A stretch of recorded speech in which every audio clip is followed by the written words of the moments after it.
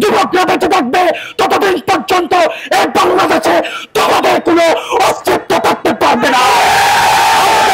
আপনারা যখনই যুদ্ধের ডাক দেওয়া হবে ততক্ষণ পর্যন্ত আপনারা আমাদের ডাকে সাড়া দেবেন, আমাদের কাজকে ওয়াদাবদ্ধ করেন। আপনারা থাকবেন ইনশাআল্লাহ।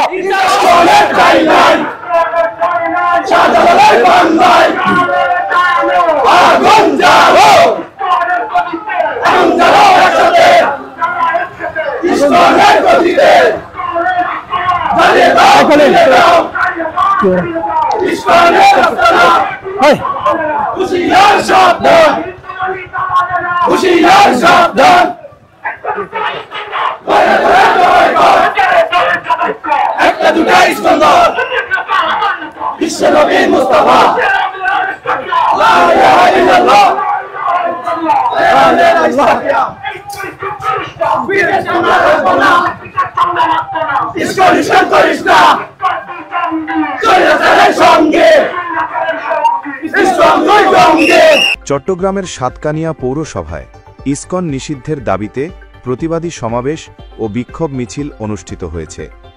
শহীদ আলিফ হত্যার দ্রুত বিচার কার্যকরের দাবি, গাজীপুরে এক মসজিদের খতিবকে গুম করে হত্যাচেষ্টার প্রতিবাদ এবং সারা দেশে মুসলিম মেয়েদের টার্গেট করে সংঘবদ্ধ ধর্ষণের ঘটনার সঙ্গে জড়িত উগ্র হিন্দুত্ববাদী সংগঠন ইসকনকে নিষিদ্ধের দাবিতে সাতকানিয়ায় প্রতিবাদী সমাবেশ ও বিক্ষোভ মিছিল অনুষ্ঠিত হয়েছে।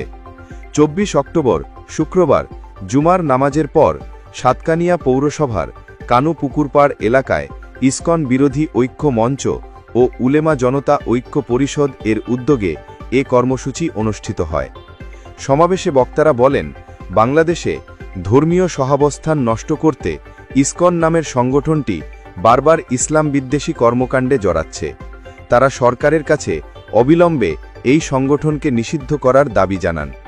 এ সময় বক্তারা শহীদ আলিফ হত্যার বিচার দ্রুত কার্যকর এবং দেশের বিভিন্ন স্থানে মুসলিম ধর্মীয় নেতাদের উপর অন্যায়ের বিচার দাবি করেন। বিক্ষোভ মিছিল শেষে অত্যন্ত ভারাক্রান্ত হৃদয় নিয়ে আপনাদের সামনে উপস্থিত হয়েছি। আপনারা জানেন বিগত স্বৈরাচারের আমলে যা হয়েছে ঠিক সেম এখনো তা চলমান আছে এই বাংলাদেশে। তার মধ্যে অন্যতম এই ইসকন তাদের এজেন্ডা আগের থেকে আরো বেশি ভাবে এদের এজেন্ডা বাস্তবায়ন করা হচ্ছে বাংলাদেশে। যদি আপনারা প্রশ্ন করেন না বলে কেমন, আমি বলবো এই যে আপনারা পরিকল্পিতভাবে একটা মসজিদের খতিবকে কিভাবে এত বাংলাদেশে এত সিকিউরিটি থাকার পরেও কিভাবে সীমান্ত দিয়ে পাড়ি দেওয়ার চেষ্টা করা হয় আমরা প্রশাসন থেকে জানতে চাই। এবং কিভাবে তারা এই যে আমাদের মুসলমানের মা বোনদের টার্গেট করে করে ইজ্জত হানি করছে, পরিকল্পিতভাবে তারা মুসলমান হবে বলে কথা দিয়ে আমাদের মহিলাদেরকে লাভ ফেলে আমাদের মহিলাদেরকে চরিত্র হনন করে এবং সামাজিকভাবে তাদেরকে বিচ্ছিন্ন করার চেষ্টা করা হচ্ছে। এটা তাদের ভারতীয় সংগঠন আরএসএস কর্তৃক এবং বাংলাদেশি সংগঠন ইসকন কর্তৃক এটা অখণ্ড ভারত প্রতিষ্ঠার জন্য তাদের এটা একটা চক্রান্ত। আমরা বলতে চাই এই চক্রান্ত যতদিন পর্যন্ত আমাদের মতো যুবকরা বেঁচে থাকবে ততদিন পর্যন্ত এই বাংলাদেশে তোমাদের কোনো অস্তিত্ব থাকতে পারবে না। আপনারা যখনই যুদ্ধের ডাক দেওয়া হবে ততক্ষণ পর্যন্ত আপনারা আমাদের ডাকে সাড়া দেবেন, আমাদের কাজকে ওয়াদাবদ্ধ করেন। আপনারা থাকবেন ইনশাআল্লাহ। আপনারা যখনই ডাক দেওয়া হবে ততক্ষণ পর্যন্ত আমাদের তার সাথে থাকবেন ইনশাআল্লাহ। আপনারা ওয়াদা করুন। আমরা অচিরেই বলতে চাই এই চিহ্নিত ইসকন সন্ত্রাসীরা আমাদের আলিফ ভাইকে হত্যা করার মধ্য দিয়ে কিছুদিন তারা শান্ত ছিল, কিন্তু তারা আবার পূর্বের ন্যায় তাদের কার্যক্রম যথাযথ আগের চেয়ে ভয়াবহভাবে পরিচালনা করে যাচ্ছে। এবং সেই সাথে আপনারা জানেন তাদের কিছু এনজিও সংস্থার নামে বিদ্যানন্দন সংস্থার মতো যারা মানুষকে বিভিন্ন আর্থিক অনুদান দিয়ে থাকে, বিভিন্ন সহযোগিতা করে থাকে, গরিব দুঃখী মানুষের পাশে বান ধরে মানে সহযোগিতা করার জন্য তারা উঠে পড়ে লাগে। এগুলো আসলে সবগুলো লোক দেখানো আইওয়াশ, এগুলো আইওয়াশ ছাড়া কিছু নয়। কারণ এরা টার্গেট হচ্ছে আমাদের নিরহ মুসলমানদেরকে বিভিন্ন ভাবে সহযোগিতার মাধ্যমে তাদের ইমানকে হনন করার চেষ্টা করে ভারতের পাচারের মধ্য দিয়ে তারা অখণ্ড ভারত প্রতিষ্ঠা করতে চায়।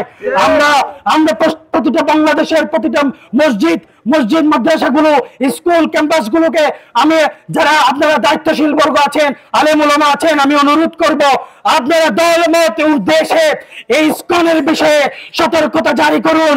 অন্যথায় বাংলাদেশের মুসলমানের যে ক্রাইসিস পরিণত হচ্ছে, অদূর ভবিষ্যতে এটা দ্বিতীয় ফিলিস্তিন হবে।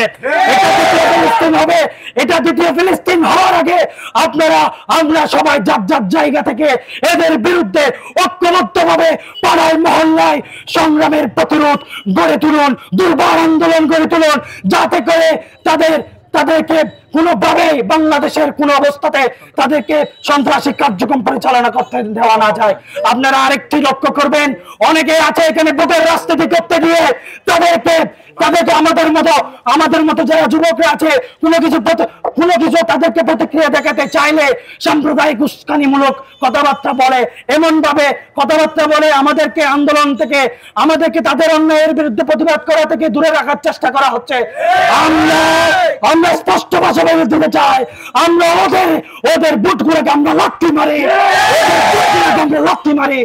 আমরা স্পষ্ট ঘোষণা করছি, ওদের বুট দরকার নাকি আমাদের মুসলমানের অস্তিত্ব দরকার, নাকি ইমান দরকার হলে আসুন আমরা বুটের রাস্তাতে চিন্তা না করে তাদের বিরুদ্ধে রাষ্ট্রীয়ভাবে তাদেরকে অবৈধ ঘোষণা করে বাংলার মাটি থেকে চিরতর উৎখাত করার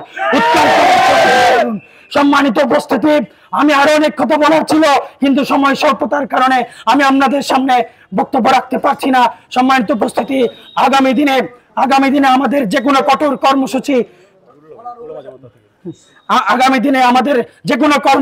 সফল করার জন্য যখন এই ডাক দেওয়া হবে, আপনারা আমাদের ভাই হিসেবে মুসলমানের ইমানি চেতনার জায়গা থেকে আপনারা আমাদের পাশে এসে দাঁড়ান। আমরা বলতে চাই, বাংলাদেশের মানুষ যদি এক পাশে থাকে, আমরা তাওহীদি জনতা 10 জন দাঁড়িয়ে থাকবেন ইনশাআল্লাহ।